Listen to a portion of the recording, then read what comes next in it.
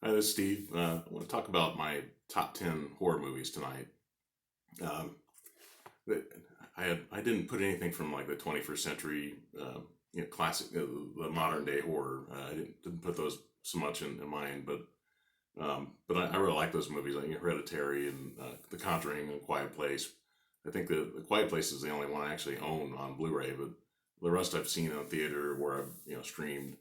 Um, so I could do a whole different top 10 on those. Most of the ones that I have are movies that I grew up on. A lot of the 70s, 80s, one from the 90s. But let's talk about the just honorable mentions here. A lot of these I had in my top 10. I had to remove just because I found 10 movies that I really liked a lot, and I had to take some of these out. But the first one is Phantasm, 1978. Really like the first one the most, but this is a 5 disc DVD collection. But the first one is really great. Next one is The Omen, 1976, Gregory Peck. Um, Classic line, Damien, it's all for you. It's in it. I love that. Next one is Texas Chainsaw Massacre. One of Toby Hooper's first movies. Leatherface, really great. Next one is Creepshow. George Romero, 1982, written by Stephen King. Um, King was actually in one of the segments in the movie, and his son Joe was in like the opening segment and closing segment of the movie. But really great, 1982. Next one is 1985's Fright Night, which is a vampire movie. Really like this. I didn't like the sequel as much, but I did like the first one quite a bit. Um, Next one is another 1985 movie, Return of the Living Dead. It's a zombie movie. A lot of humor in this. Really dark humor, but really great. This one was in my top 10, starring one of my favorite B movie actors, Bruce Campbell, directed by Sam Raimi. Um, the first movie was much darker than this, didn't have a lot of humor in it. And the third movie was Army of Darkness, which is like all action and comedy. This one's has the most horror and comedy in it. I really like it, but it wasn't my top 10 just recently. Um, this one, 1973 William Friedkin movie. Most people would put this in the top 10.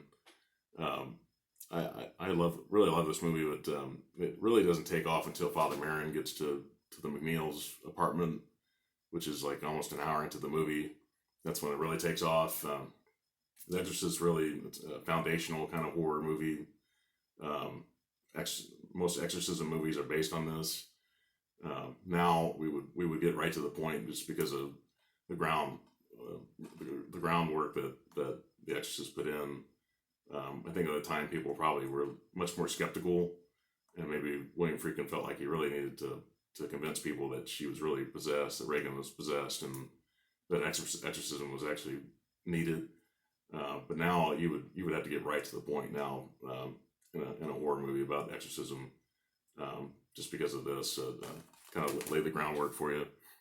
But this one, this is actually one of the sequels to The Exorcist, which I really like. This is my number 10, written by William Peter Blatty. He wrote The Exorcist. This is based on his book Legion.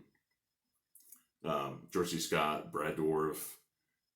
Originally, wasn't even supposed to have an exorcism in it. It was a studio kind of made the director put that in, and he added Father Mourning, which seems like it's kind of tacked on because it wasn't in there originally. But there's a lot of great stuff in this movie, especially has one of the biggest jump scares in horror history that really makes this great. So I really like that. It's a 1990 movie. Number 9 is John Carpenter's The Thing. Rob Bottin did the creature effects for this. He was like a protege of Rick Baker. Rick Baker was a 7-time Oscar winner, and I'll talk more about him in the next movie. A lot of great creature effects. Kurt Russell's the star of this, and it's one of my favorites. And the next one is American Werewolf in London. This actually had Rick Baker. He actually won an Oscar for this, and Rick Baker was, he was a, like I said, he taught Rob Bottin how to do creature effects, but Rick Baker had won like 7 Oscars, and he was the guy. He wore the suit in King Kong, the 1976 King Kong with Jeff Bridges. But yeah, it's pretty amazing to have 7 Oscars, for creature effects. This is a John Landis 1981 movie. It has a lot of humor in it. I felt like it's such a dark story that they really had to put a lot of humor in it to keep the audience involved. Because it's just so weird and dark. But American Werewolf in London. Okay, this one is my number 7. Night of the Living Dead. George Romero's first movie, 1968. Pretty progressive at the time to put Dwayne Jones, African American character, as a lead. Originally, the character was written for a white actor, but George Romero was pretty progressive, and he felt like Dwayne Jones was the best actor that he had available. So, classic zombie movie. All the Walking Dead, all the stuff, the zombie movies have been made, it's all because of this. So, great. Okay, number 6, the original Alien, 1979. Had a female lead, Sigourney Weaver, played Ripley. Really great. I consider this to be more. I think most people consider this to be more of a horror movie. The first one, this is a 4-disc quadrilogy, and a lot of people consider Aliens, the sequel that James Cameron did in 1986. They would consider that to be more of a sci-fi movie and less scares than this one had. This one's really considered to be more of a horror movie, but that's why I put it in my top 10. Okay, number 5 is Dawn of the Dead. This is a 1978 movie. Pretty progressive at the time too. It had 4 main characters. One was an African American named Ken Foray, and the other one was Galen Ross, a female character.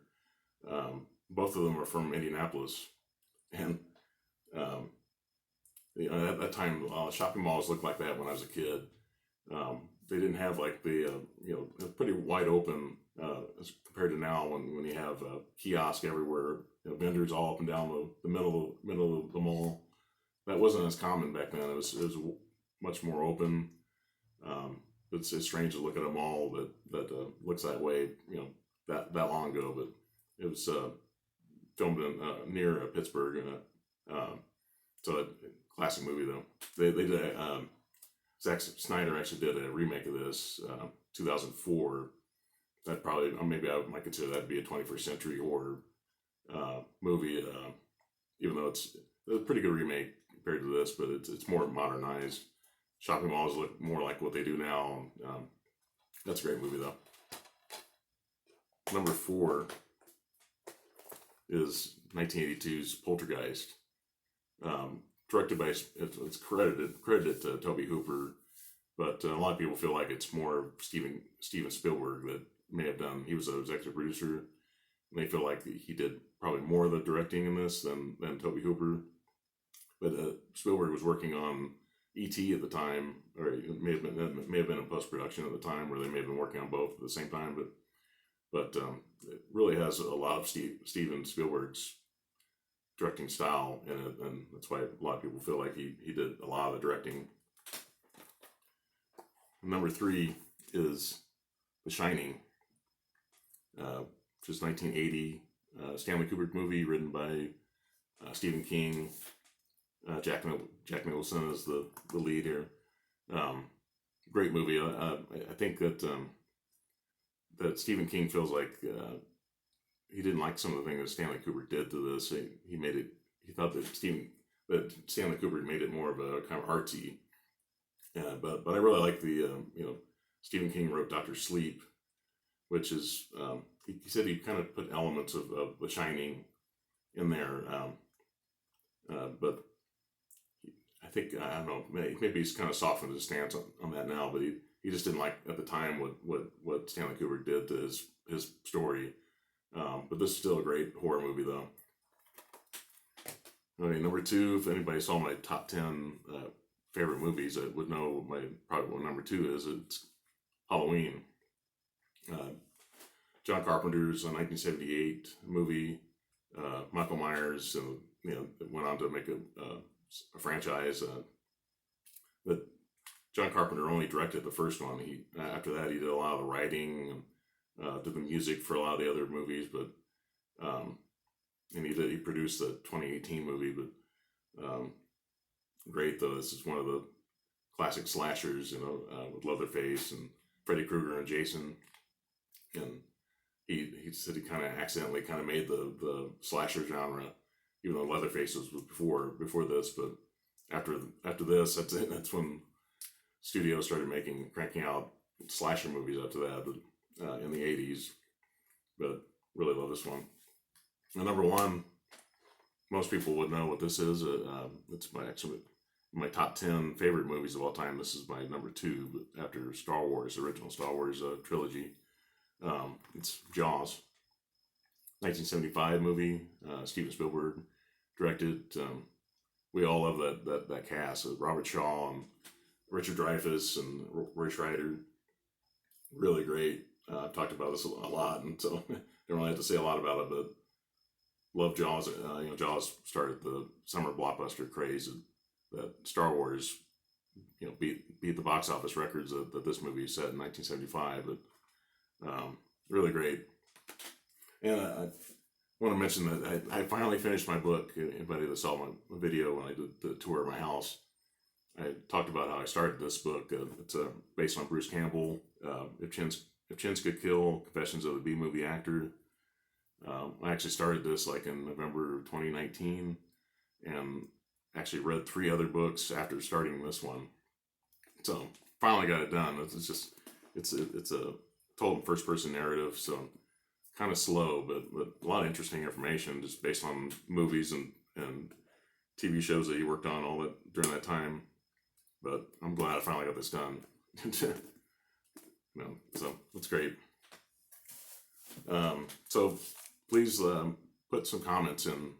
Let me know what your top 10 is, because I know some people might only put 21st century movies in the top 10. But I think it's all based on when you started in horror, what you like the most. Some people might put some 70s, 80s movies in and put new movies in too. But like I said, I might do a top 10 of 21st century horror in a different video. So please like and subscribe, and thank you. Bye.